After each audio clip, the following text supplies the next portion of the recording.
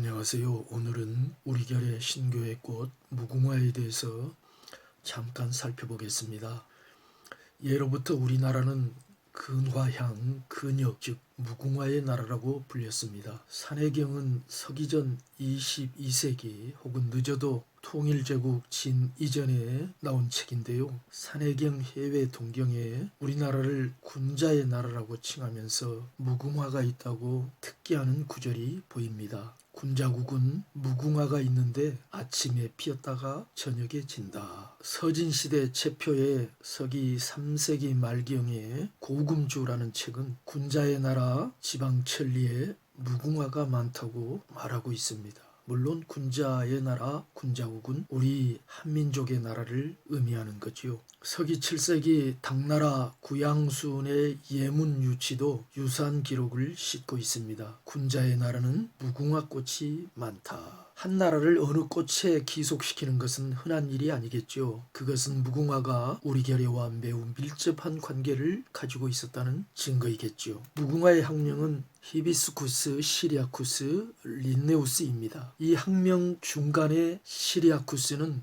원산지를 뜻하는 말입니다. 무궁화의 원산지는 시리아라는 거지요. 1997년 한민족 기원 대탐사를 벌이던 국제창조사학회는 대홍수 후 노아의 방주가 머물렀던 터키의 아라라트산 너머 흑해 해변의 소치 항구에서 무궁화꽃이 다량으로 피어있는 것을 발견하고 깜짝 놀라서 만발한 무궁화를 촬영해 왔습니다.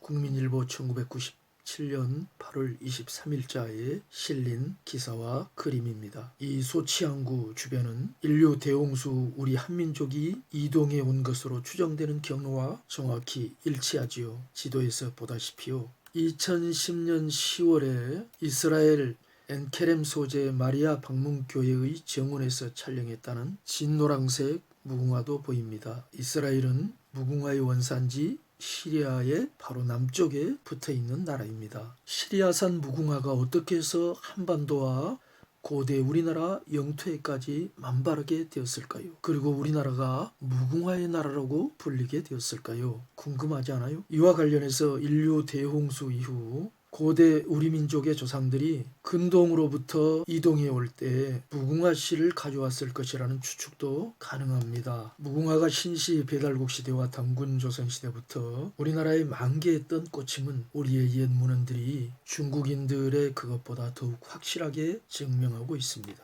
예를 들어 판단고기와 규원사화 등에 나타납니다. 자, 그런데 궁금합니다. 왜 우리나라를 고대로부터 우리나 중국이 한결같이 무궁화의 나라라고 불렀을까요? 무슨 연유로 나라의 정체성을 표현하는 말에 꽃 이름을 넣었을까요? 확신하건대 신시 배달국 시대부터 우리나라는 정책적으로 무궁화를 애호하고 무궁화의 번식을 장려했을 것입니다. 단군 조선의 구울 임금이 서기전 2098년 장당경에 무궁화를 많이 심고, 장당경은 지금의 연형성 개원시입니다. 서기전 1763년 단군 조선의 흘달 임금이 무궁화를 심었다는 기록도 나옵니다. 현재의 상황은 어떤지 모르지만 1945년 우리나라가 일제로부터 해방되기 이전 단군 조선의 영토 만주에는 무궁화가 많이 있었다고 합니다. 흘달 임금은 젊은 자제들을 뽑아 독서와 무예를 익히게 하고 이들을 국자랑이라고 칭했는데요. 이들은 머리에 무궁화를 꽂기도 했으므로 천지화랑이라고 불렸습니다. 여기서 랑은 자제들을 의미하고 천지화는 무궁화를 가리킵니다. 하늘천자 가리킬 지자를 써서 천지화라고 했습니다. 이런 전통은 신라의 화랑제도로도 이어집니다. 화랑들도 머리에 무궁화를 꽂았습니다. 근세 조선시대에는 장원급제한 인재에게 무궁화를 어사화로 내렸습니다. 일제시대 외정 때 일제강점기에는 무궁화가 많은 박해를 받았죠. 일제는 우리 결의 의를 뿌리 뽑기 위해 무궁화를 억압하고 제거했습니다. 대표적인 사건이 남궁역의 강원도 홍천 무궁화 동산 사건입니다. 이로 인해 남궁역은 일제의 고문을 받아 옥사했다고 합니다. 지금도 강원도 홍천군은 무궁화를 몹시 장려하고 있는 무궁화의 고장 가운데 하나지요. 대한민국은 무궁화를 국화로 인정하고 나라꽃으로 인정하고 대통령 문장에 무궁화를 담았을 뿐만 아니라 입법, 사법, 행정부가 모두 무궁화로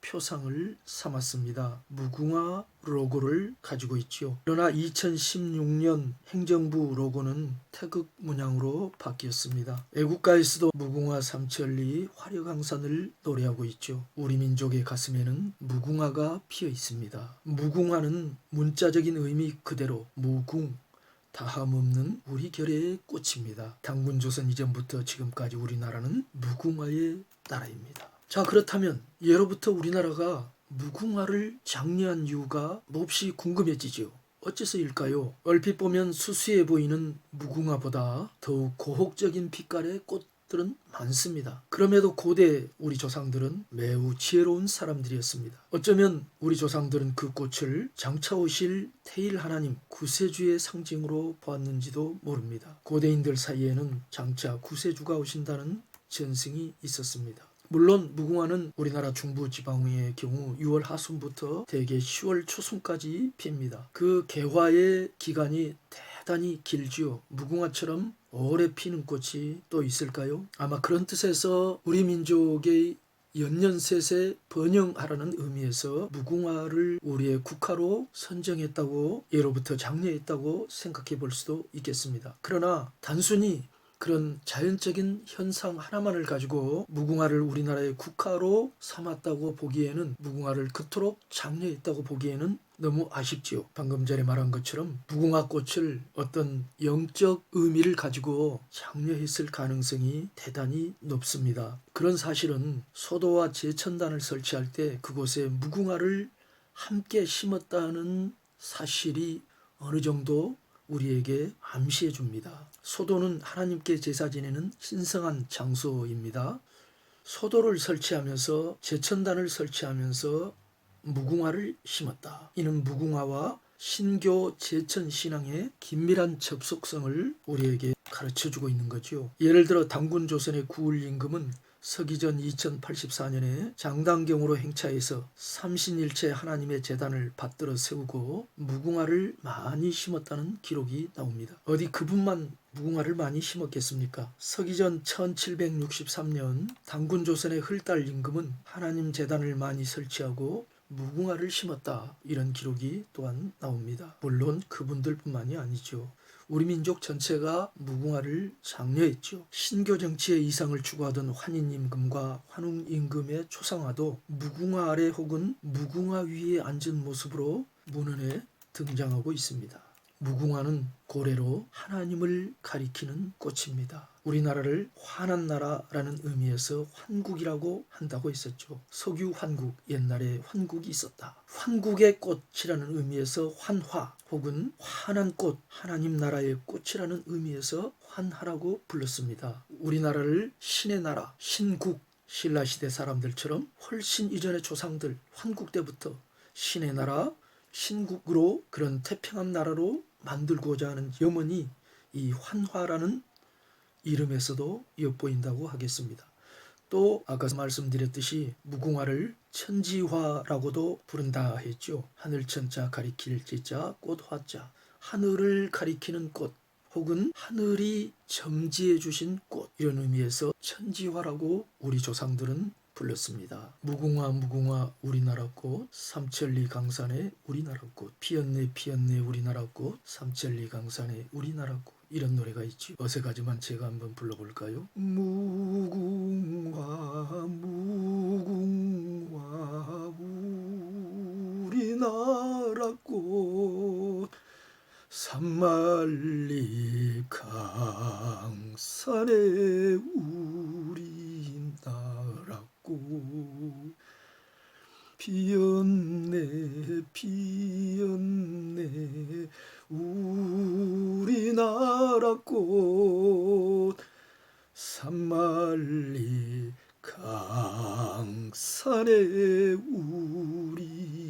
우리나라 꽃. 이 노래는 우리의 눈물을 자아내기에 충분합니다. 상고시대 우리 일부 조상들의 하나님을 향한 애끓는 마음, 잃어버린 드넓은 강토, 강대국들 중에 우리 민족이 살 길. 동쪽에는 일본이 있고 서쪽에는 중국이 있고 북쪽에는 러시아가 있고 강대국들 사이에 끼어있는 우리나라 우리 민족이 살 길. 이런 것들이 상기된다면, 그리고 또 다른 한 가지 중요한 이유 때문에 아마도 우리는 남다른 감회를 이 노래에서 느낄 수 있을 것입니다. 방금 말한 그 또 다른 한 가지 이유는 다음 시간에 이야기할 것입니다. 무궁화가 단군 이전의 신시시대인 배달국에서도 나라꽃이었다는 사실은 무궁화가 그 시대부터 의도적으로 재배되었음을 암시해 줍니다. 요컨대 무궁화의 오는 신교 신앙의 산물임이 분명합니다. 우리 조상들은 신교와 무궁화를 매우 밀접하게 연관지어 생각했습니다. 무궁화는 하늘이 점지해 주신 꽃, 하나님을 가리켜주는 꽃, 인일신, 태일신, 메시아, 인간으로 나타나시는 하나님을 가리켜주는 꽃이었습니다. 감사합니다.